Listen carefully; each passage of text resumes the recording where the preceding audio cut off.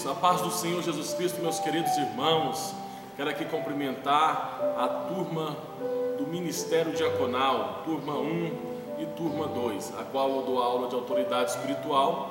E quero aqui agradecer a Deus pela tua vida, meu querido irmão, minha querida irmã. Você que permanece firme no propósito, a qual Deus te chamou, no finalzinho deste ano, no finalzinho do ano passado, no começo desse ano. E você ingressou no curso de obreiro, desejando agregar conhecimento e crescimento espiritual para a tua vida e crescimento ministerial. Este é o propósito da instituição FACEB, a Faculdade Assembleiana do Brasil. E eu louvo a Deus pela tua vida, meu irmão. Parabéns, isso já mostra um valor em você, porque em meio a essas dificuldades você não desistiu. E assim, eu fico muito feliz de saber que há em nosso meio pessoas que decidiram de fato ficar firme e não desistir, amém? Glória a Deus pela tua vida. Quero aqui agradecer a Deus por todos vocês e quero deixar uma palavra para o teu coração, que o Senhor Deus, neste momento de tribulação, de angústia que nós estamos vivendo, Deus venha sustentar você, a tua família e a tua casa, e que a glória do Deus Todo-Poderoso venha estar sobre vocês, amém? Deus abençoe, meus queridos. Nós estamos aqui hoje nesta aula, neste momento desta aula aqui, para falarmos um pouquinho daquilo que nós temos aprendido em nossas aulas. Lembrando que eu dou aula de autoridade espiritual e um dos pontos principais que eu tenho buscado a transmitir para vocês é a questão da lealdade às autoridades espirituais constituída por Deus sobre nós, amém? Este momento é um momento muito propício de nós estarmos exercendo a lealdade, pois eu creio que algumas igrejas voltaram, outras não, mas você deve ser leal à tua liderança, amém? Porque a sua liderança foi constituída por Deus e ela está realmente trabalhando para que você seja edificado, amém, meu irmão?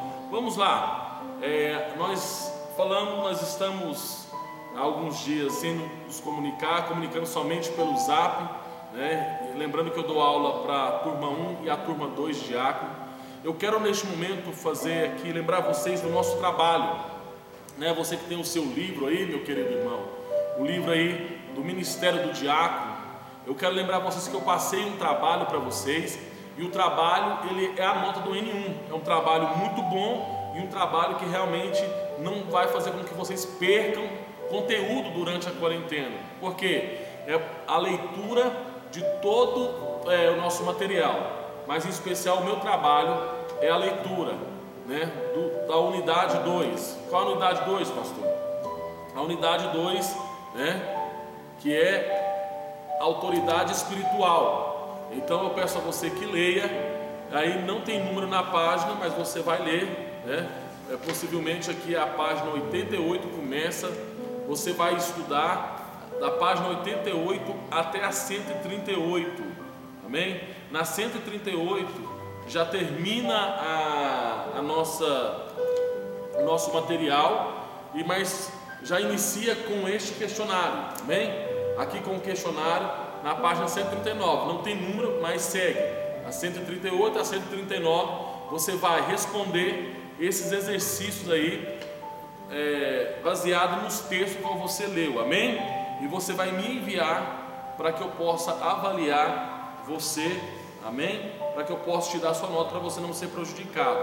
Mas vamos lá, eu quero aqui neste momento fazer uma rápida reflexão com vocês, amém? Vamos lá, vamos fazer os resumos das nossas aulas. Às vezes alguém pode perguntar assim: pastor, mas nós não vamos adentrar todo o material, comprei o livro. Irmãos, se vocês prestarem bem atenção, nós tivemos 3 aulas presenciais com vocês. Nessas aulas, nós sempre vamos estar abordando todos os mesmos assuntos que regem a autoridade espiritual. Então vocês vão perceber, se você leu e se você for ler, você vai perceber que nós já falamos quase que tudo dentro das nossas aulas concernente a autoridades espirituais, amém? Mas vamos fazer alguns resumos, uma rápida resumo das nossas aulas que nós tivemos. Vamos lembrar a primeira aula. Na primeira aula nós aprendemos quem constituiu as autoridades. em Romanos 13:1, eu coloquei os versículos aqui no meu notebook: todo homem esteja sujeito às autoridades superiores, porque não há autoridade que não proceda de Deus, e as autoridades que existem foram por Ele instituídas. Amém? Nós aprendemos também, tanto no livro de Tito e também no livro de Pedro, que as autoridades foram constituídas por Deus, seja ela boa ou ruim, foi Deus quem constituiu. Por quê? Porque toda autoridade está na mão de Deus Todo-Poderoso. Também aprendemos na nossa primeira aula, aprendemos a posição de um diácono na escala ministerial e os seus deveres. Nós aprendemos que um diácono foi chamado para ser diácono, então ele precisa exercer o diaconato dentro da sua congregação, auxiliando a igreja e auxiliando o pastor e os presbíteros e evangelistas. Então o diácono tem uma função de servir ao corpo ministerial da igreja e servir à igreja. Amém? E em 1 Coríntios 7:24 nós aprendemos: irmãos, cada um permaneça diante de Deus naquilo em que foi chamado. Nós aprendemos aquela questão daquela escala que fizemos no quadro, aonde nós vimos que tem muito diácono que quer exercer função de evangelista, quer exercer função de presbítero, às vezes até é mais ousado ao ponto de querer exercer função de pastor. Deus te chamou para o diaconato, sirva bem como diácono, e eu tenho certeza que lugares altos você vai alcançar, porque Deus te levará até eles. Mas é necessário entendermos a nossa posição. Por isso que às vezes há muito problema nas igrejas, é que ninguém quer respeitar as autoridades constituídas, e o diácono é o primeiro degrau do ministério. Então nós precisamos exercer o diaconato com muita excelência e sempre obedecendo nossas lideranças. Amém? Na primeira aula também aprendemos sobre a lealdade para com as autoridades espirituais constituídas por Deus sobre nós.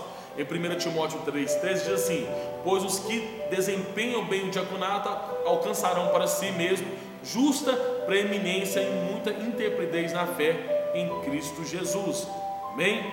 Então, meu querido irmão, você que almeja ser o diácono, almeja o ministério diaconal, você precisa ser leal às suas lideranças. Amém? Nós temos o texto em Mateus, no capítulo, se não me engano, de número 25, sobre a parábola ali que Jesus conta, onde um senhor deu aos seus servos, cada um talento. Para um ele deu 5, para outro 2 e para outro 1. Nós vimos que o que recebeu 5 e 2 foi leal, mesmo na ausência da sua liderança, na ausência daquele que eram autoridade sobre eles, eles permaneceram fiéis, leais, fazendo o que era certo. Porém nós vimos que aquele que recebeu 1, ele foi desleal com o seu senhor, com sua autoridade. Então, meu querido irmão, não seja desleal. A deslealdade traz maldição, a deslealdade traz uma semente maligna para a tua vida, e você vai colher depois no futuro. Seja leal à sua liderança. Se você almeja ser um pastor, se você almeja ser presbítero, evangelista, um missionário, assim as irmãs desejam ser missionárias, você precisa ser leal. As mulheres devem ser leais às suas pastoras, suas lideranças. Os irmãos devem ser leais, os diáconos devem ser leais aos presbíteros, aos pastores, aos evangelistas, porque o papel dele é servir. Então você precisa entender que nós devemos obedecer, ser leal ao nosso ministério, à nossa igreja, às nossas lideranças. Amém? Que nós possamos pôr isso em prática. Foi o que nós aprendemos na nossa primeira aula. Segunda aula. Na segunda aula nós aprendemos sobre a diferença de poder e autoridade. O que é poder? Lembrando, poder pode ser comprado, pode ser vendido ou tirado. Alguém pode adquirir dessa forma. O poder é o controle sobre as pessoas. E o que é autoridade? A autoridade é a essência de uma pessoa, a sua habilidade de convencer. Então nós vamos ver a diferença. Aqui não tem como comprar autoridade. Você compra poder, você ganha poder, mas a autoridade ela é uma essência da pessoa. A pessoa não força, a pessoa ela não precisa opor com violência e com força para que alguém obedeça ou que alguém realmente cumpra uma tarefa a qual ele deseja. Mas a autoridade ela é constituída a autoridade genuína, ela vai influenciar as pessoas vão desejar realmente obedecer à sua autoridade, amém? Aprendemos também na nossa segunda aula a diferença também entre autoridade e autoritarismo. Uma liderança baseada na autoridade legítima por Deus, o que é interessante é que ela vai motivar as pessoas e fazer com que estão em sua volta cresça. Isso é muito importante, mano. Não há ciúmes. Uma pessoa que realmente exerce a autoridade dada por Deus, quem estiver do lado dela vai crescer espiritualmente, ministerialmente. Essa pessoa vai ter prazer que os seus liderados cresçam. Ontem eu ministrava aqui na congregação, ontem dia 23 de abril, eu ministrava aqui na congregação concernente ao meu desejo de ver os irmãos da minha igreja sendo melhor do que eu. Se isso acontecer, irmãos, eu vou ficar feliz, porque eu sei que eu consegui cumprir minha missão como pastor. Então nós precisamos entender que uma liderança baseada na autoridade vinda de Deus, ela será produtiva e realmente vai ser de uma forma riquíssima para o crescimento da igreja do seu reino. Vamos continuar aqui. A liderança autoritarista, ela está baseada no poder e suscita ansiedade, angústia, medo, fazendo com que os outros se sintam inferior. Autoritarismo, ele força, as pessoas sentem medo, sentem receio, têm medo de opinar, têm medo de falar e se sente sobrecarregado com essa liderança, com essa liderança que está sobre ele, sendo autoritarista, amém? Glória a Deus. Vamos para o resumo da terceira aula. A terceira aula nós aprendemos as origens das autoridades. A primeira nós aprendemos a origem da autoridade de Jesus Cristo. Lembrando a vocês que nós lemos Daniel na sala de aula 7, 13 e 14, eu vou estar lendo novamente. Eu estava olhando nas minhas visões da noite, e eis que vinha com as nuvens do céu como filho do homem, e dirigiu-se ao ancião de dias, e o fizeram chegar até ele. Foi-lhe dado domínio, glória e o reino, para que todos os povos, nações e homens de todas as línguas o servissem. O seu domínio é domínio eterno, que não passará, e o seu reino jamais será destruído. Essa foi uma profecia, a qual Daniel teve uma visão sobre a autoridade do Filho do Homem, que nós conhecemos que é Jesus Cristo, o nosso Senhor. E o cumprimento, nós vamos ver o cumprimento desta profecia, desta visão que Daniel teve, em Mateus 28, 18, que diz: Jesus aproximando-se, falou-lhes, dizendo: toda autoridade me foi dada no céu e na terra. Então nós vimos aqui o cumprimento desta profecia, desta visão que Daniel teve, e a origem da autoridade de Jesus Cristo. Nós vimos também a origem das Escrituras. 2 Timóteo 3, 16 e 17 diz assim: toda a Escritura é inspirada por Deus e é útil para o ensino, para a repreensão, para a correção, para a educação na justiça, a fim de que o homem de Deus seja perfeito e perfeitamente habilitado para toda boa obra. Então aqui fica um conselho para você, meu querido irmão, para que você seja perfeito na obra de Deus, para que você realmente seja habilitado na obra de Deus, você precisa meditar na palavra de Deus. E o conselho que eu dei a vocês: não lê Bíblia para aprender Bíblia, não leia Bíblia para debater, mas leia Bíblia para alimentar a sua alma. Se a palavra de Deus alimentar a sua alma, você será habilitado para realmente toda boa obra, amém? Dentro da nossa terceira aula nós vimos também as autoridades legítimas, que é a autoridade da família, que é a autoridade governamental, e a autoridade eclesiástica, que é a autoridade da igreja. Em Hebreus 13, 17 nós temos o texto que diz o seguinte: obedecei aos vossos guias e sede submisso para com eles, pois velam por vossa alma, como quem deve prestar contas, para que faça isso com alegria e não gemendo, porque isto não aproveitará a vós outros. Então aqui novamente nós podemos tocar na lealdade. Meu querido irmão, eu te pergunto, você que almeja o ministério diaconal, você faz o seu pastor se sente feliz de pastorear você? O seu pastor, ele se sente realizado com você como ovelha. Você é obediente, você é leal, você é fiel, você realmente ajuda a edificar o corpo de Cristo? Ou será que você tem feito o teu pastor gemer? É hora de pensarmos isso. Será que eu, como pastor, eu também tenho acima de mim as nossas lideranças? Observe, eu tenho acima de mim, eu sou pastor de uma congregação, mas eu tenho iniciando acima de mim o meu pastor regional, que é o pastor Alex. Aí nós temos os nossos pastores presidentes. Então eu também tenho que trazer alegria aos meus pastores. Eu tenho que realmente ser leais aos meus pastores, ser fiéis a eles.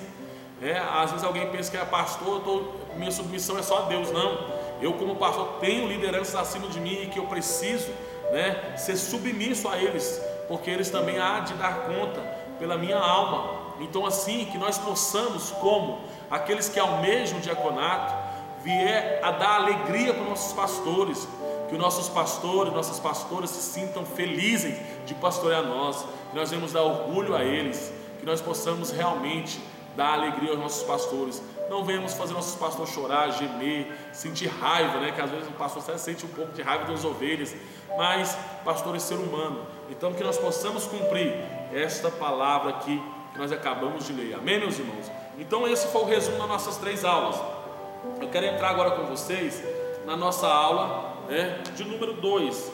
E como eu disse para vocês, nós abordamos muitas coisas já. Então eu vou estar lendo aqui, se você quiser pegar o seu livro, nós vamos estar lendo alguns pontos principais do nosso livro. Como eu disse para vocês, o nosso trabalho é ler a nossa matéria de autoridade espiritual e depois fazer o nosso trabalho. São 10 questões que vai valer a nota da N1. Amém? Então vamos aí para as autoridades no Antigo Testamento. Glória a Deus. Nós temos no Antigo Testamento as nossas autoridades, os patriarcas, os juízes, os profetas, sacerdotes e reis. Mas nós vamos abordar no nosso livro quais são os principais. Aqui o pastor Luiz Gonzaga faz um comentário que em Israel todos os reis que detinham o governo político, bem como os sacerdotes e profetas que cuidavam da vida espirituais e que foram os principais líderes, eles foram os principais líderes de Israel, eram ungidos como confirmados no chamado e autoridade de Deus às suas vidas. Eu quero aqui fazer um ponto, trazer aqui uma reflexão importante sobre isso. Como eu falei, eu estava ensinando a igreja sobre o Espírito Santo no Antigo Testamento. Não teve nenhuma liderança no Antigo Testamento que não fosse cheia do Espírito Santo. Todas as lideranças, se você observar, até mesmo Saul, que depois estava possesso por um demônio, no começo do seu ministério, ele foi cheio do Espírito Santo de Deus e profetizou, tanto que ele se transformou em um outro homem. Mas durante sua caminhada ele foi tomando as decisões erradas e perdeu a presença do Espírito Santo, como Sansão também, que era um nazireu de Deus, separado, e também na sua caminhada foi brincando com o pecado e perdeu o Espírito Santo de Deus. Todas as autoridades constituídas no Antigo Testamento, elas eram cheias do poder do Espírito Santo. E eu quero lembrar você que lá em Atos capítulo 6, quando foram selecionados os diáconos, quando foi colocado ali os nomes dos diáconos, existia algumas exigências para que alguém fosse diácono. Qual que eram elas?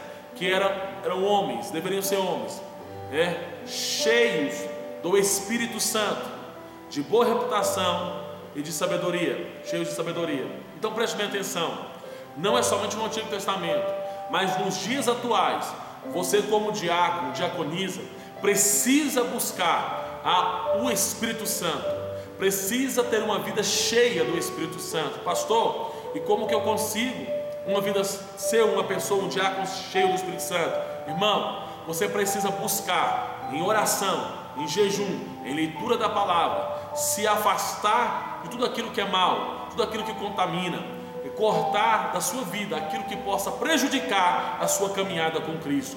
Então você vai se aproximar cada vez mais do Espírito Santo e ele vai te encher. Você, diácono, diaconisa que não é batizado com o Espírito Santo, comece a pedir o Pai do Espírito Santo, comece a santificar a sua vida até você transbordar. Eu tenho certeza que você será um diácono, uma diaconisa abençoado, cheio do poder de Deus e próspero na caminhada. Amém? Então vamos lá. Quais eram as autoridades? Vamos começar pelos reis. né? Eu vou estar lendo aqui no segundo parágrafo aqui do chamado dos reis. Todo rei de Israel tinha que ser ungido, isto é, uma unção era condição indispensável para que um homem se tornasse rei de Israel. Essa unção representava a autoridade de Deus, amém? Sobre a vida dessa pessoa. Isso aconteceu com Saul em 1 Samuel 10:1. Leia lá 1 Samuel no capítulo 10, você vai ver o quanto é maravilhoso aquele texto. E com Davi em 1 Samuel 16:13. Leia também esse capítulo que vai ser muito bom. Onde após o derramamento do azeite, o Espírito Santo, né, esteve tanto sobre Saul quanto sobre Davi. A diferença é que Davi sempre permaneceu, né, buscando a presença do Espírito Santo. Lembrando que Davi teve seu problema, caiu em pecado, sim, falhou, errou, porque ele era um homem. Mas o que é maravilhoso, nós prestarmos atenção, irmão, que Davi, no momento que ele foi questionado sobre o seu pecado por Natã, nós vamos lá para o Salmo 51, você percebe que no versículo 11, Davi vai fazer esse pedido, porque Davi conhecia qual era o fim de um homem, um rei, sem a presença do Espírito Santo. Então Davi percebe o erro que cometeu, corre na presença de Deus, e ele vai ali abrir mão da coroa, abrir mão do seu reinado, abrir mão da glória, e vai dobrar-se diante do Senhor e dizer: Senhor, lá no versículo 11, Senhor, não me lances fora da tua presença, e nem retires de mim o teu Espírito Santo. Irmãos, isso é maravilhoso. Irmão, não perca o Espírito Santo da tua vida, amém? Vamos ver aqui quais eram as funções do rei. As ações dos reis seriam pautadas primeiro pela palavra de Deus, por isso que o ministério também diaconal é pautado pela palavra de Deus. Segundo, o rei era sinônimo de proteção do povo. Em tempos de guerra, comandava os exércitos contra os inimigos, confiando no poder de Deus. Até mesmo para lutar numa guerra, precisava da presença de Deus no meio dos guerreiros. Então você preste atenção, Israel não saía para a guerra sem antes consultar a Deus. Todos os reis que foram para a guerra sem consultar a Deus, eles tiveram problemas, eles não foram bem sucedidos. Mas todas as vezes que consultaram a Deus e Deus deu o positivo dele, o exército de Israel venceu suas batalhas, amém? O rei também era um homem público, acessível ao seu povo, e deveria revelar sabedoria. Nós vemos isso muito na vida de Salomão, de Davi, né? Salomão foi um rei que teve uma sabedoria extraordinária, aonde soube julgar, né, as situações do povo. Uma que se destaca foi as duas mulheres que chegaram com uma criança, brigando pelo seu filho, aonde Deus deu sabedoria para aquele homem interferir nas mais diversas situações de Israel. Então aqui também essas características de um rei, ela também se aplica ao diácono. O diácono deve estar pautado na palavra de Deus. O diácono deve oferecer proteção, né, também, proteger a igreja, proteger os irmãos, proteger o seu pastor, né, contra os inimigos. Quando o diácono vê alguém falando mal do pastor, quando o diácono vê alguém se levantando contra o pastor, ele não deve participar, mas ele deve realmente repreender e mostrar que aquela situação ele a rejeita, porque ele é fiel à sua liderança, amém? E aqui no último, deve ser acessível. Um diácono, como eu sempre digo, tem diácono que parece um policial mal encarado na porta da igreja, né? Um diácono deve ser acessível. A igreja deve amar o diácono. Você vê no capítulo 6 de Atos, que quando os nomes foram dados ali pelo povo, pela direção da igreja apostólica, quando deram os nomes dos diáconos, a igreja se alegrou. E isso deve ser da mesma forma. A igreja que você congrega deve se alegrar quando você for levantado como diácono, meu querido irmão. Isso será uma bênção para a tua vida, amém? Vamos continuar. Qual que era o cuidado no exercício da autoridade de um rei? O seu cuidado, aqui já na página 89, o exercício dela estava condicionado à sua obediência à palavra de Deus. Sempre leva a palavra de Deus, amém? Vamos para o segundo, o sacerdote. O interessante, lembre-se, guarde isso aqui. O sacerdote, ele falava a Deus em favor do povo. O povo precisava falar com Deus, então o sacerdote estava entre Deus e o povo, mas o sacerdote falava a Deus em favor do povo, fazendo sacrifícios, né? Todos os sacrifícios, todas as ofertas que tinha ali instituído no livro de Levíticos. Você pode estar ali no livro de Levíticos e você vai encontrar ali o papel do sacerdote, né? Que ele intercedia pelo povo, a favor do povo, a Deus, amém? Vamos ver aqui o chamado do sacerdote. Lembrando que os sacerdotes só poderiam vir da tribo de Levi. Eles eram responsáveis para cuidar do tabernáculo e também da questão de adoração a Deus. Eles vinham dessa descendência de Arão, só poderiam ser dessa descendência. Vamos ver as funções aí. As funções. Os sacerdotes eram muito importantes para a condução da vida espiritual e religiosa da nação. Amém? Segundo, em primeiro lugar, eles eram mediadores entre Deus e o homem, como acabamos de falar. Em segundo lugar, julgavam causas civis. Em quarto, eles tinham a grande responsabilidade de ensinar a lei ao povo. Amém? Vamos aqui então para o cuidado do seu exercício.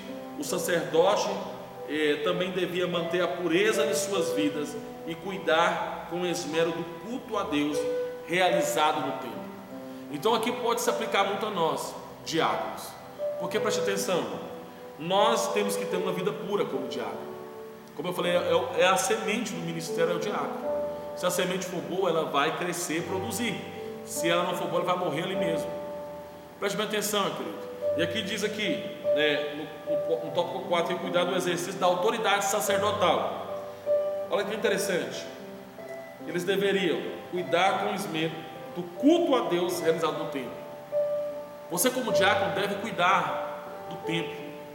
Você deve proporcionar o ambiente da igreja para que esteja agradável ao culto. Por isso que você tem que cuidar. O diácono tem um papel de cuidar do bem-estar da igreja, para que o culto possa fluir de uma forma realmente espiritual para com Deus. Se o pastor tiver que ficar olhando, chamando a atenção de criança, a atenção de alguém que está com um comportamento não favorável ao culto, isso aí atrapalha a espiritualidade do culto.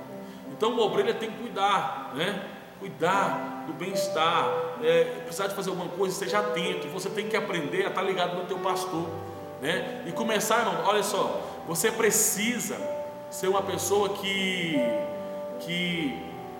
aprenda a observar, os padrões do seu pastor, os comportamentos do seu pastor. Pelo comportamento do seu pastor você vai saber se ele está gostando, se ele não está gostando, se ele está feliz não, se ele está contrariado, se ele está triste, porque você vai poder ajudar o teu pastor a que ele possa estar realmente trazendo a palavra de Deus e fazendo ali realmente um culto de adoração a Deus de uma forma maravilhosa. Amém? Vamos agora para os profetas, para nós encerrarmos a nossa aula. Os profetas, lembrando que, como nós falamos com o sacerdote, ele falava a Deus em favor do povo. O profeta fazia o contrário. O profeta já falava ao povo em favor de Deus.